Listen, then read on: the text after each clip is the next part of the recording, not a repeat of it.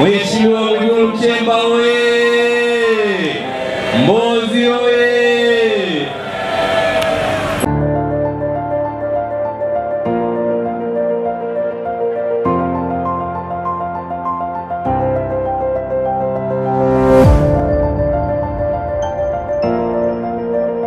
Mtazamaji, karibu katika kurunzi ya wiki ya lango kuu la SADC.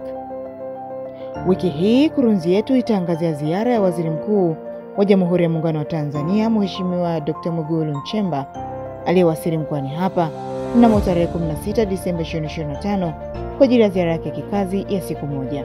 Alipowasili alipokelewa na viongozi wa mkoa ambao waliongozwa na mkuu wa mkoa wa Songwe Mheshimiwa Jabir Omar Makame pamoja na Katibu Tawala Dr. Frank Awaz.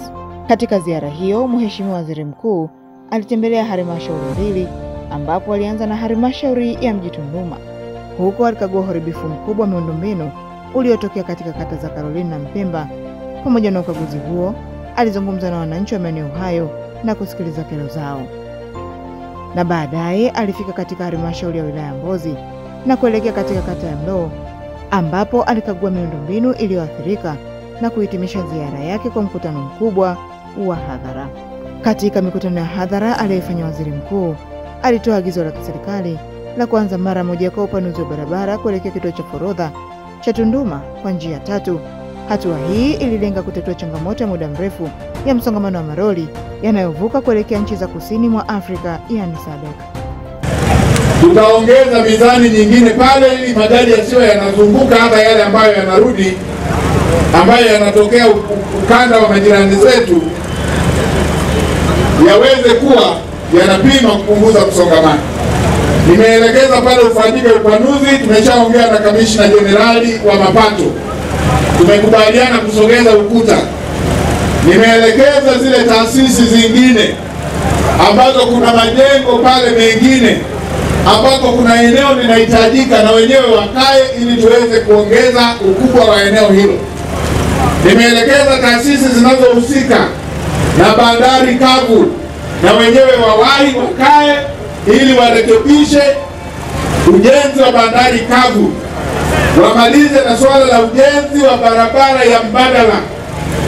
Aidha, aliwaasa vijana kulinda amani ya nchi na kuepuka kutumiwa na wanaharakati wanaovuruga juhudi za maendeleo, huku akielekeza mradi mkubwa wa maji Tunduma uanze kutekelezwa ndani ya mwezi mmoja sanjari na ujenzi wa barabara ya Mloo Kamsamba. Na hapa nilielezewa habari ya mradi wa maji. Nimeelekeza ndani ya mwezi mmoja ujenzi wa mradi huo uanze na uendelee bila kusimama mpaka wananchi wa nchi yote ambayo imetajwa waweze kupata maji. Katika wiki hii pia, Waziri wa Nchi Ofisi ya Rais, Maendeleo ya Vijana alifika mkoani hapa kwa lengo la uhuishaji wa kituo cha vijana Sasanda. Waziri Mheshimiwa Dr. Joeli Authana Nauka naye alifanya ziara mkoani Songwe akiongozwa na mkuu wa wilaya ya Ileje Mheshimiwa Farida Mgomi aliyemwakilisha RC Makame, ambapo Waziri Nauka alitembelea kituo cha maendeleo cha vijana Sasanda kilichopo Vwao wilayani Mbozi, ambapo huko alishuhudia hali halisi ya kituo hicho ambapo kina ukubwa wa zaidi ya hekta 700 na ilibainika kuwa kituo hicho kilikuwa kifanyi kazi tangu mwaka 2008 ambapo mara ya mwisho kilitoa mafunzo kwa vijana wapatao 60 pekee. Waziri Nauka alieleza masikitiko yake na kubainisha kuwa serikali imepanga kuhuisha kituo hicho ili kirejee kutoa mafunzo ya kisasa ya kilimo, ufugaji wa samaki na nyuki, jambo litakalofungua fursa za kiuchumi kwa vijana mkoani hapa na taifa kwa ujumla.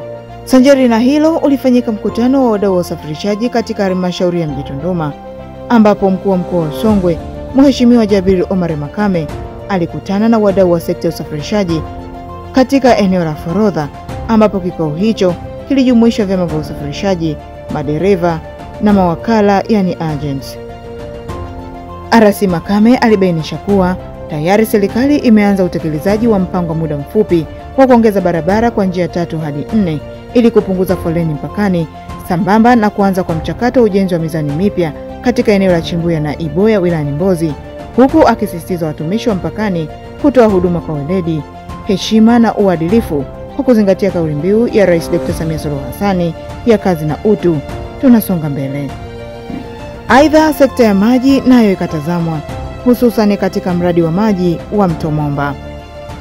Mnamo Disemba 18, 2025, Naibu Waziri wa Maji Mhandisi Kundo Andrew Mathew aliwasili mkoani hapa, na ziara yake ilikuwa ni sehemu ya utekelezaji wa maelekezo ya Waziri Mkuu kuhusu kuanza kwa mradi mkubwa wa maji kutoka Mto Momba.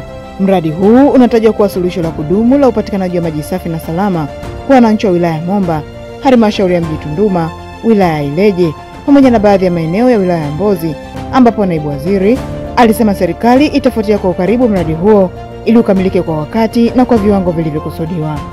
Na hatimaye katika sekta ya afya, na hapa ilijadiliwa dhana ya bima ya afya kwa wote. Wiki hii ilihitimishwa na kikao kazi kilichoongozwa na mkuu wa mkoa wa Songwe kikiangazia dhana ya bima ya afya kwa wote, ambapo kikao hicho kiliwashirikisha viongozi wa serikali, taasisi binafsi na viongozi wa jamii. Mganga mkuu wa mkoa wa Songwe Dr. Boniface Kasululu alifafanua kuwa utekelezaji wa sheria hii utahakikisha wananchi wasio na uwezo wa kifedha wanatambuliwa na kupata matibabu bila vikwazo, huku wadau wakiomba serikali kuendelea kuboresha mifumo ya bima ili iendane na mahitaji ya uhalisia wa wananchi wa hali ya chini, ambapo RC Makame aliahidi kuwa maoni hayo yatafikishwa katika mamlaka husika kwa ajili ya maboresho zaidi. Wekeza, lango kuu la SADC. Tukutane wiki ijayo.